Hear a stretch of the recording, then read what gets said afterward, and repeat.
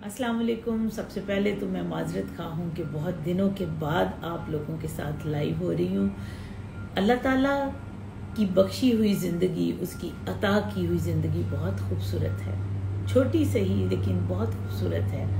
इसको एक्नॉलेज करें, रोज़ अपने रब का शुक्र अदा करें और फिर देखें कि ज़िंदगी आप पे कितनी मेहरबान होती है।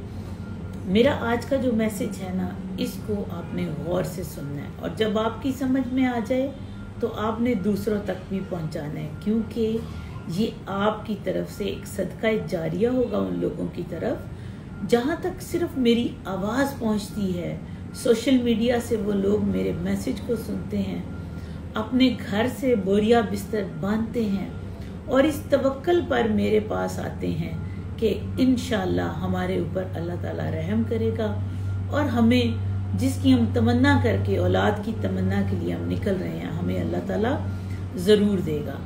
मेरी ये बात को प्लीज़ समझिए। जब मेरे पास यहाँ पर पेशेंट आते हैं, मैं अगर किसी को ये कहूँ कि जी आपका स्टेम सेल पॉसिबल नहीं है या आप अपना वक्त और पैसा बर्बाद ना करें, ये आपके लिए ठीक नहीं है, तो मुझे वो लोग पहले मेरे चेहरे को बड़े गौर से देखते हैं, फिर उनकी आंखों में एक बेपनाह किस्म की उदासी होती है, मायूसी होती है और वो फिर मुझे कहते हैं, डॉक्टर साहबा हम तो बड़ी उम्मीद लेके आपके पास आए थे, आप भी हमें मायूस कर रही हैं। तो प्लीज़ मेरी ये बात को पहले सुन लें, बजाय इसके कि आप लोग इलाक़े गैर से, दूर दराज इलाकों से, मुझे अफसोस होता है कि 2-2, 3-3 दिन की मुसाफत के बाद पेशेंट आते हैं। हालांकि मैंने किसी वीडियो में, किसी जगह पे मैंने 100% नहीं कहा, लेकिन मुझे नहीं पता कि कुछ लोग जो कामयाब हो जाते हैं वो उनको ये तस्वर क्यों दे देते हैं कि ये 100% इलाज है। हमारे पास जब हमारा डे होता है कि हम बायोप्सीज कर रहे होते हैं, तो कल मेरा स्टेम सेल के बाद बायोप्सीज का डे था। काफ़ी लोग ऐसे खुशकिस्मत थे कि जिनके स्टेम सेल के बाद स्पर्म आ गए, लेकिन कुछ लोग ऐसे भी थे जिनके हमें स्पर्म नहीं मिल सके। अब जिनके स्पर्म नहीं मिले, उनका क्या कहना था, वो लोग मेरे इंतज़ार में बैठ के कि डॉक्टर साहबा जब आप फारिग होंगी हम बात करेंगे। समझ में आता है जी, आपको बिल्कुल बात करनी चाहिए, लेकिन बात यह है कि आपका ये कहना कि हमें फलां बंदे ने कहा था कि शर्तिया 100% इलाज है। तो प्रॉब्लम पता क्या बात है, जो लोग कामयाब हो जाते हैं ना, वो किसी दूसरे को ये ना कहें कि मैं कामयाब हूं तो तुम्हारा भी 100% होगा। उसे कहें कि ये तुम्हारी किस्मत है, 52% चांस है तुम्हारा स्टेम सेल के बाद भी स्पर्म मिलने का। अगर आप उनमें आएंगे तो ये आपकी किस्मत है, अगर नहीं आएंगे तो आपको सब्र करना पड़ेगा। आपने ये चीज़ सोचे समझे बगैर मेरे पास नहीं आना, ठीक है। दूसरी बात क्या आती है कि मेरे पास, अब मैं आपको बता दूं कि स्टेम सेल किन किन लोगों का हो सकता है। स्टेम सेल उन लोगों का पॉसिबल है जिनमें टेस्टिस जो हैं वो टेस्टिकुलर सैक में मौजूद हैं, यानी आपकी जो गोलियां हैं वो उस सैक के अंदर मौजूद हैं, तो आपका स्टेम सेल हो सकता है, मुमकिन है। अगर किसी के अनडिसेंडेड टेस्टिस हैं तो हम सबसे पहले एक डॉपलर अल्ट्रासाउंड कराएंगे। डॉपलर अल्ट्रासाउंड के बाद अगर उनका, हमें टेस्टिस, हमारा यूरोलॉजिस्ट कहता है कि मैं इसको नीचे लाने में कामयाब हो सकता हूँ, बेशक वो टेस्टिकुलर सैक में नहीं लाता, वो स्किन के किसी ऐसे हिस्से में करीब ले आते हैं, तो हम फिर भी आपका स्टेम सेल करने में कामयाब हो जाते हैं। और अगर किसी ने स्टेम सेल है यानी टेस्टिस ही नहीं है, तो उनका स्टेम सेल नहीं हो सकता। तो ऐसे लोगों को जब मैं ये कहती हूँ तो वो कहते हैं नहीं डॉक्टर साहब, हमें तो ये बात पता ही नहीं थी।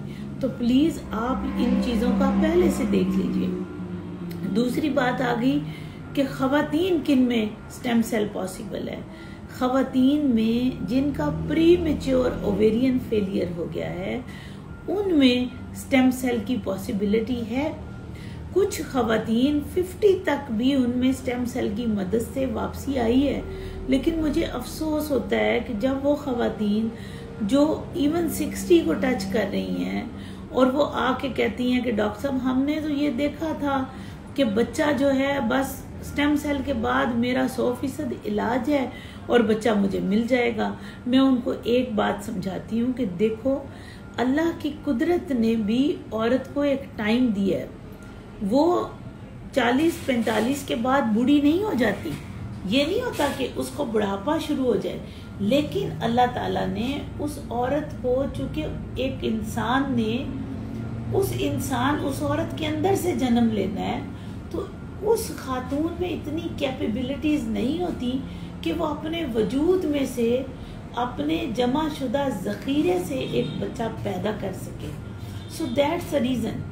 अगर हम देखें, हम बायोलॉजिकल पेरेंटिंग की गेम है ये, यहाँ पर आपका एम्ब्रियो, आपका एग, आपका ही सब कुछ आपके अंदर ट्रांसफ़र होना है। सबसे पहले एजेड एग जो है उसमें कितनी कैपेसिटी होगी, मैं स्टेम सेल कर भी लेती हूँ, हो सकता है एक आध एम्ब्रियो आ जाए। एम्ब्रियो आने के बाद अगर आपकी एंडोमेट्रियम में ही एजिंग ज़्यादा है तो क्या उसका रिजल्ट आएगा, वो एम्ब्रियो इम्प्लांट ही नहीं होगा।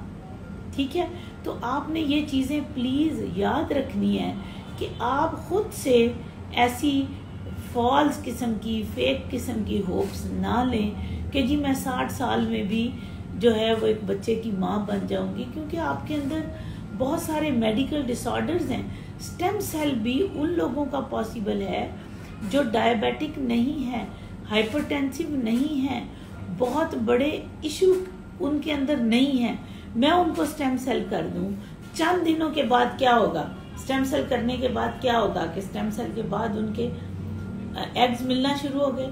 आगे कहानी शुरू होगी कि अब उनका आईवीएफ करेंगे। उन लोगों में आईवीएफ की भी कॉम्प्लिकेशंस हैं, उन लोगों में प्रेगनेंसी की कॉम्प्लिकेशंस हैं, उन लोगों में कहाँ कॉम्प्लिकेशंस नहीं आएंगी। तो इसलिए प्लीज़ आप जहन में रखें कि आप लोग जो हैं वो पहले इन बीमारियों का आप तशखीस कर लें कि आपको एडिड बीमारियां तो नहीं है। अगर एडिड बीमारियां हैं तो मत कराएं, मत इन चक्रों में पड़ें। जिंदगी आपको बार बार नहीं मिलती, अल्लाह ताला की बहुत बड़ी अता है। अपनी जिंदगी को दाव पे मत लगाएं बच्चों के लिए। बच्चे ही दुनिया में वाहिद सोर्स ऑफ हैप्पीनेस नहीं है, अल्लाह ने इसके अलावा भी अपने आपके इर्द गिर्द जो सोर्सेज ऑफ हैप्पीनेस हैं उनको आप लोग पहचानें, अल्लाह का शुक्र अदा करें। आपकी सेहत, आपकी ज़िंदगी, आपकी कंपेनियनशिप, आपका रोज़मर्रा के जो रिश्तेदारों से मिलना, लोगों से मिलना, आपके दोस्त अहबाब, आपका सब कुछ, आपकी रिश्तेदारी, कराबत, ये बहुत बड़ा अल्लाह ताला का इनाम है। इसको भी फील करना शुरू करें। और जो उसने इनाम बख्शे हैं उनको एक और इनाम जो आपके पास नहीं है, जिसको आप बच्चे का नाम देते हो, उसके लिए मत डॉक्टर को फोर्स करें कि डॉक्टर साहब कोई बात नहीं, मेरी शुगर चाहे 300 पे आ रही है, मुझे स्टेम सेल भी कीजिए, मुझे बच्चा भी चाहिए, मैं हर किस्म की कॉम्प्लिकेशंस में जाने के लिए तैयार हूँ, आप मेरा लिख लीजिए। प्लीज़ ऐसा ना करें। आपकी ज़िंदगी बहुत अजीज़ है, बच्चा बाद की बात है, आप हमारे लिए सबसे ज़्यादा मोहतरम है। अल्लाह ताला आप सब लोगों का हामी व नासिर हो, आपको ढेरों खुशियाँ दे। तो जो लोग भी काइंडली स्टेम सेल के लिए या बायोलॉजिकल पेरेंटिंग के लिए आ रहे हैं, उनको ये 1-2 पॉइंट्स जो हैं वो ज़रूर देखने हैं। फी अमान अल्लाह।